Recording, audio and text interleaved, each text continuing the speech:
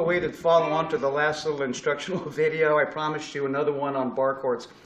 This is mainly for beginners or maybe advanced beginners.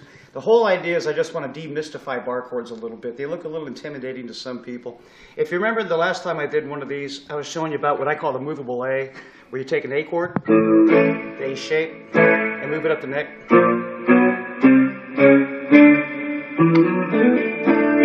We covered all that in the previous one. I'm going to do an even more basic one. This is an E chord, obviously, open E. And I want you to think of this one as like, in effect, a movable E chord. All I'm really doing, I'll start the fingering up here. If you take a good look at it, I'll try to get closer. If you take a good look at it, let me remove that finger, slide it down. That's the same finger, that's an E chord. The only difference is you're using different fingers, right? So really all we're doing is we're taking that E,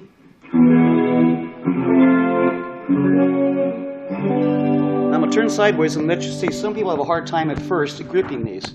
You're basically making a capo out of your forefinger and your thumb. And make sure you push your wrist out. Get your elbow out a bit if you need to. That's leverage. That's what's allowing you to grip this thing.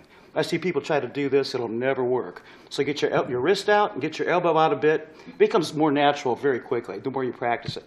So back to the fingering. This is going to show you dozens of chords all at once. That's what's really cool about this basic fingering. The first thing you got to know, and everybody I think should know, the notes on the E string. You know, E, F, F sharp, G, A, B flat, B, C, D, E, etc., etc. You have to know those. I'm not going to try to cover all those. I just wanted to show you as you're moving an E chord, it's the same thing. E, F, F sharp, G, A, B, C, etc. Of course, it all starts all over again at the 12th fret. Okay? But here's what's cool about this fingering. Let's just pick the 5th fret, so we're an A. This is an A chord. But watch this. If I raise the middle finger, that's an A minor. This is a G. Simply raise the middle finger, G minor. B, B minor. Pretty cool. So now you got the majors like a G, and you know a G minor. And it applies all the way up to neck, to all the positions. Another cool thing you can do with it is simply lift here's an A again. Lift the pinky.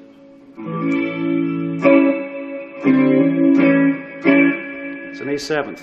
The purists will put the pinky down here, and sometimes you want to do that. So let you see where that is. Okay? And on the second string there.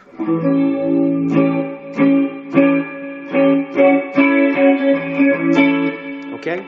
So we've got the major A, A minor, A7th, or A7th, a little fuller one. Okay, also, let's see, if you go A minor, 7th. Very, very simple. So whenever you lift up the pinky, the middle one, you get a minor, lift the pinky, turn it into a 7th, and you can combine the two. Pretty cool. And that applies all the way up and down the neck, any fret. Same with here in B, G, etc. Great little fingering. Let me show you something else you can do with this, though. So if you remember before when we were doing, instead of the movable E, we were doing the A fingering.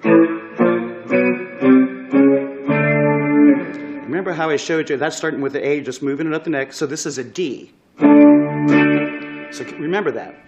Now we go back to the A. That's the D. If I just drop all these fingers one string, that's a D minor. This is a G. This is a C. Drop all the fingers down one string, exactly one string. It's a C minor. You see how that's a nice little connection. Very easy way to remember it. This is a B. This is an E. Back to our B. Drop everything one string. Yeah, you guessed it. That's an E minor. Great little combination there. And if you ever want to do an E minor 7th, what do you think you're going to do? Okay? So I want you to play around with these fingerings. We'll tie them all together in an actual song later for you, let you see them. But this is great because I want you to practice some hammer-ons too. Like...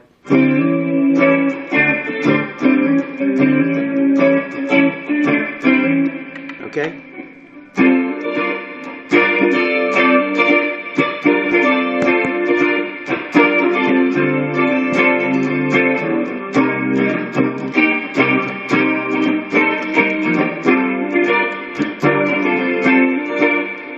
you've heard the song, now you know what they're doing, okay? So I don't want to beat it to death, so just remember you're moving an E, up the neck, pick any position.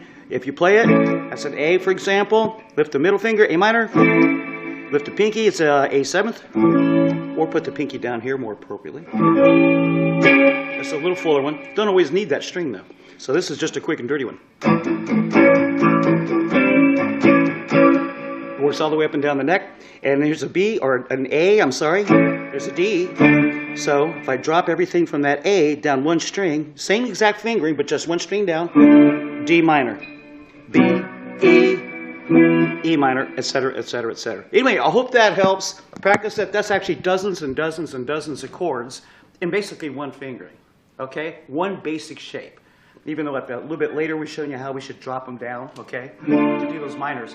But it's just basically one simple fingering up and down the neck. You now know dozens and dozens of chords all at once, on a space of, what, 2 or 3 minutes. Anyway, God bless. Have some fun with it. We'll see you next time.